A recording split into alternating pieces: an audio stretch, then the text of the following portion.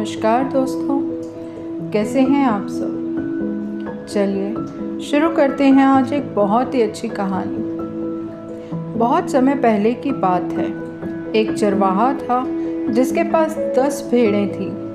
वह रोज़ उन्हें चराने ले जाता और शाम को बाड़े में डाल देता।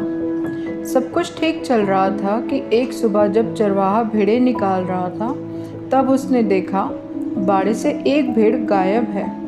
चरवाहे ने इधर उधर देखा, बाड़ा कहीं से टूटा तो नहीं है। कोई तारों की वजह से इस बात की कोई भी संभावना नहीं थी। बाहर से कोई जंगली जानवर अंदर नहीं आया था, तो भेड़ उठा के कौन ले गया। चरवाहे ने बाकी बची हुई भेड़ों की तरफ घूम के पूछा, क्या तुम लोगों को पता है यहाँ से एक भेड़ गायब कैसे हो गई? क्या रात को यहाँ कुछ हुआ था? सभी भेड़ों ने ना में सिर हिला दिया। उस दिन भेड़ों को चराने के बाद चरवाहे ने हमेशा की तरह भेड़े को बाड़े में डाल दिया। अगली सुबह जब वो आया तब उसकी आंखें आश्चर्य से खुली रह गईं। आज भी एक भेड़ गायब थी और अब 8 भेड़ें ही बची थीं। इस बार भी चरवाहे को कुछ समझ नहीं आया कि भेड़ कहाँ गायब हो गई। बाकी बची भेड़ों से पूछने पर भी कुछ पता नहीं चल रहा था।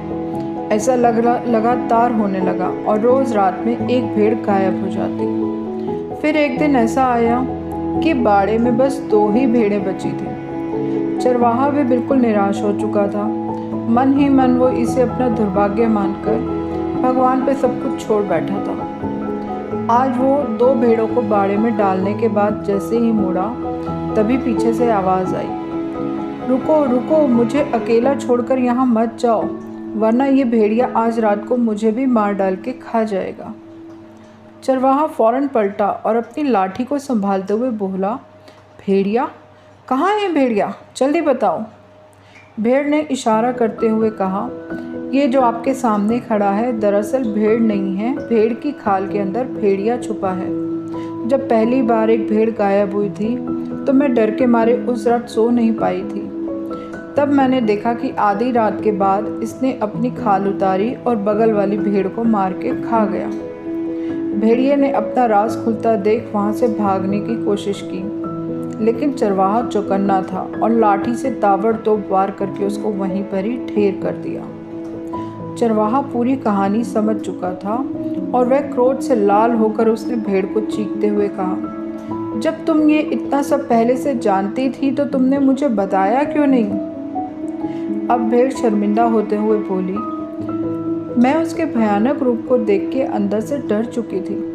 मेरे अंदर सच बोलने की हिम्मत नहीं हुई। मैंने सोचा शायद वो 1-2 भेड़ खाने के बाद अपने आप ही यहाँ से चला जाएगा, पर बात बढ़ते बढ़ते जब मेरी जान पर आ गई तब मैं अपनी जान बचाने के लिए आपके पास हिम्मत करके सच बोल बैठी। इसीलिए आज मैंने आपको सब कुछ बता दिया। चरवाहा बोला, तुमने ये कैसे सोच लिया कि 1-2 भेड़ को मारने के बाद वो भेड़िया यहाँ से चला जाएगा? भेड़िया तो भेड़िया होता है, वो अपनी प्रकृति नहीं बदल सकता। ज़रा सोचो, तुम्हारी चिप्पू ने कितनी निर्दोष भेड़ों की जान ले ली। अगर तुमने पहले ही ये सच बोल दिया होता तो आज इतना सब कुछ नहीं होता। दोस्तों, ज़िंदगी में ऐसे कई मौके आते हैं जहां हमारी थोड़ी सी हिम्मत एक ऐसा फ़र्क डाल सकती है, पर उस भेड़ की तरह हम में भी ज़्यादातर लोगों को तब तक चुप्पी मारकर बैठे रहते हैं जब तक मुसीबत अपने सर पे नहीं आ जाती। इसलिए इस कहानी से प्रेरणा लेते हुए हम भी सही समय पर सच बोलने की हिम्मत दिखाएं और अपने देश को भ्रष्टाचार, आतंकवाद जैसे भेड़ियों से मुक्त कराएं। दोस्तों, अगर आपको मेरी ये कहानी अच्छी लगी हो तो प्लीज़ इसे लाइक करिए, शेयर करिए, सब्सक्राइब करिए। Thank you.